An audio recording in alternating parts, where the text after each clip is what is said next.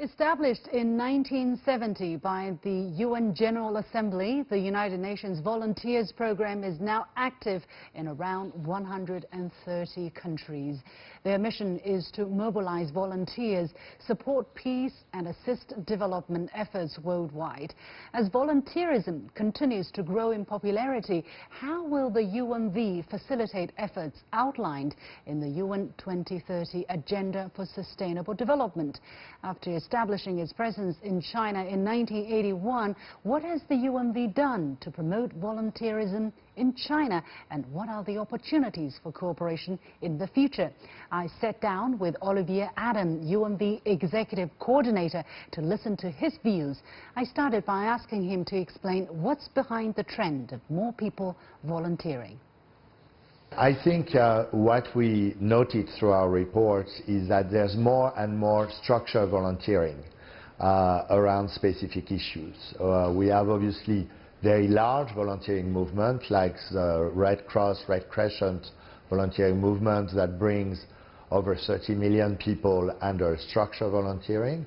But at the level of communities, people tend to organize themselves, especially in communities that are more vulnerable, and therefore by working together are able to achieve results for their own community.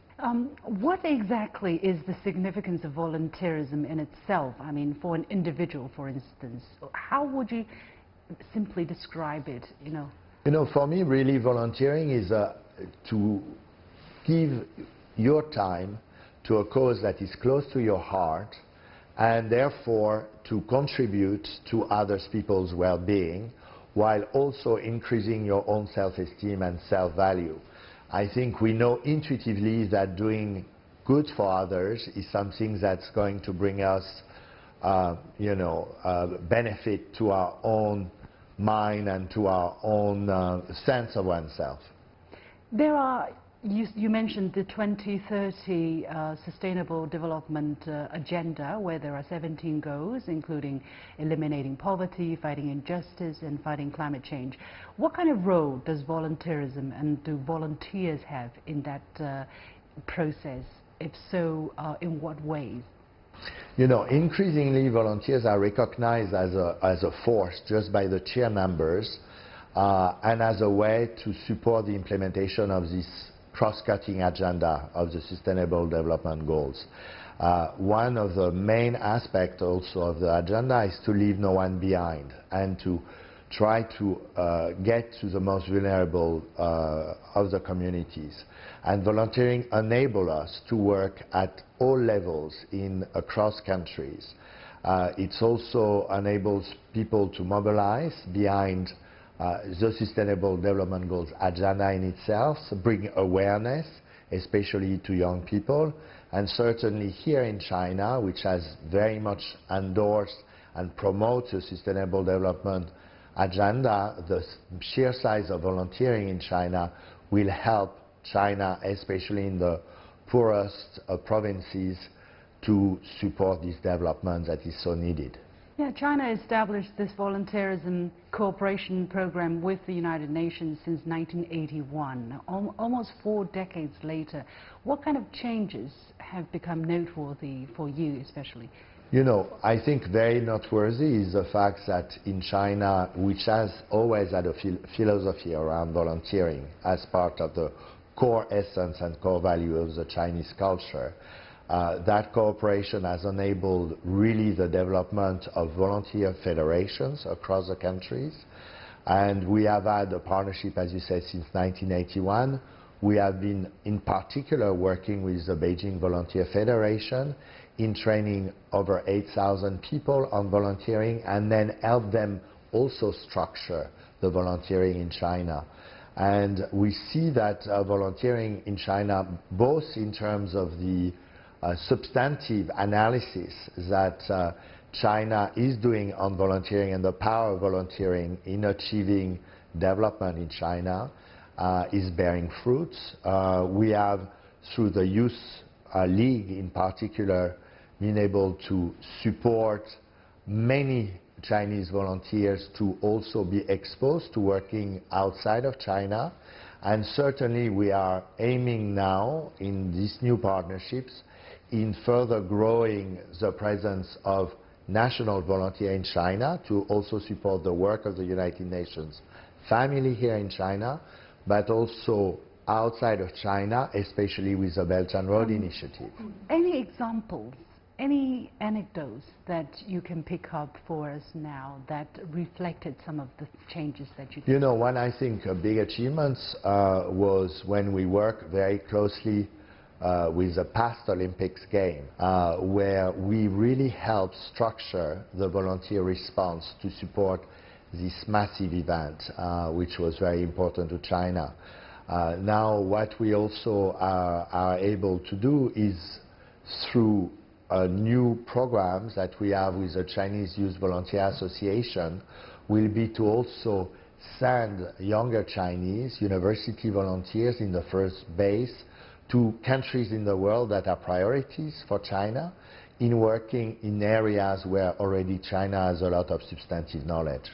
Are you talking about the Belt and Road Initiative? Yes. Okay. You know, 18 months ago we launched Belt and Road Initiative Volunteer Alliance, which is how do you exchange knowledge around volunteering across the region of the Belt and Road, and how do volunteer association, volunteer movement can work together to reach to this very important pillar of the Belt and Road Initiatives, which is people-to-people support.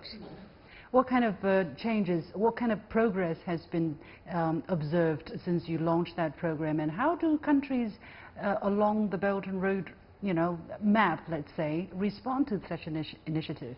You know, what we've seen is that a far more exchange with the countries that participated in this large event 18 months ago, volunteer association being working together and finding solutions to support, you know, some of the very large infrastructure projects around social environmental well-being of the populations that are along the Belt and Road, but also dissemination of knowledge of what are best practices around volunteering.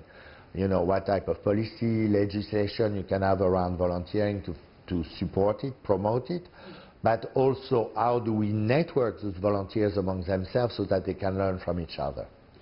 What kind of changes have you observed in the Chinese people's passion or participation in terms of volunteerism? You mentioned in the traditional Chinese philosophy there is already something, you know, which is very similar to the spirit of volunteerism, and yet my observation, especially a couple of decades ago, let's say, the Chinese were not so active. Has that been changing? And in terms of numbers, are we where we should be yet? You know, obviously in the national database, which you reported to us as type of your analysis, it is estimated as 97 million that are actually registered in China as officially volunteers. We estimate there are far many more than this. And the question is, how is this structured? And I think you have associations across China, including in municipalities, that really try to structure volunteering around areas of work for social communities, for supporting, you know, as I've already mentioned, vulnerable groups, but also taking care of the environment. So we see a very positive trend. I think the president, your president, has had a very strong voice in ensuring that this people-to-people connection is fully part of the integration of the Belt and Road Initiative. And we see a momentum in our contact with the government in wanting to work with an organization like ours to ensure that this volunteerism radiates not only in China but beyond China. Well, what is your goal then? Do you have a goal in your mind in terms of, you know, helping China, helping the Chinese people better immerse themselves in volunteerism? Or if there's an area you would say we need to put more emphasis on, what would it be? I think what's really important for China volunteerism, which is well structured at the level of China, is for Chinese nationals to be more exposed to what's happening outside China, and also provide their own expertise, because there's the human resources here are highly technical. We have a lot of very well-trained people in many areas, especially of the work of the United Nations. So I would really hope that currently, you know, we have about 40 Chinese outside of China working in the operations of the UN as international Chinese volunteer, which is very little, you know. So what we really want is give more exposure to Chinese, especially to younger Chinese, get the opportunity for them to have this experience abroad, also develop their own skills and contribute, and eventually also be larger part of the UN work. So our goal is through, obviously, and the Belt and Road Initiative is a very good conduit for this. And I think the Belt and Road Volunteer Alliance that we've created will enable some of these goals to be accomplished. And you see the willingness on the Chinese part? Absolutely. And now we also see the funding coming with it to facilitate some of these exchanges, that not only, you know, the more infrastructure part of the Belt and Road Initiatives be accompanied by this people-to-people dimension by bringing expertise, not only technical expertise of engineers, but also the softer part of how do we bring in volunteers in communities, how do we have, you know, Chinese volunteers work with national volunteers in the country of the Belt and Road together to support the communities in their development.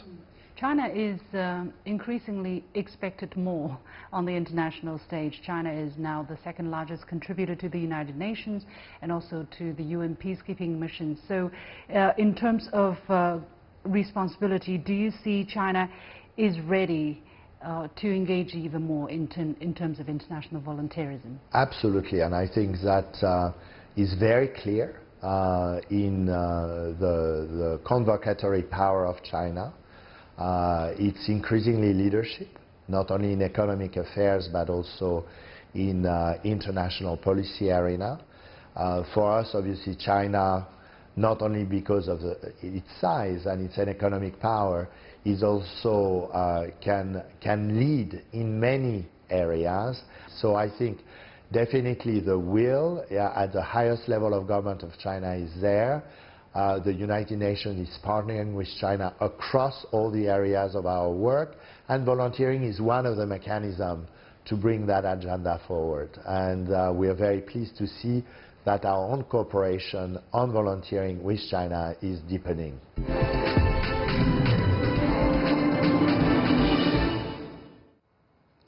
Olivier Adam, UNV Executive Coordinator. And with that, we come to the end of this edition of The Point with me, Liu Xin. As always, you can follow me on Facebook and Twitter using the handle The Point with LX. Download the application called CGTN to watch the show on your mobile devices, or go to YouTube and look for CGTN The Point. Thanks for watching. You've got The Point.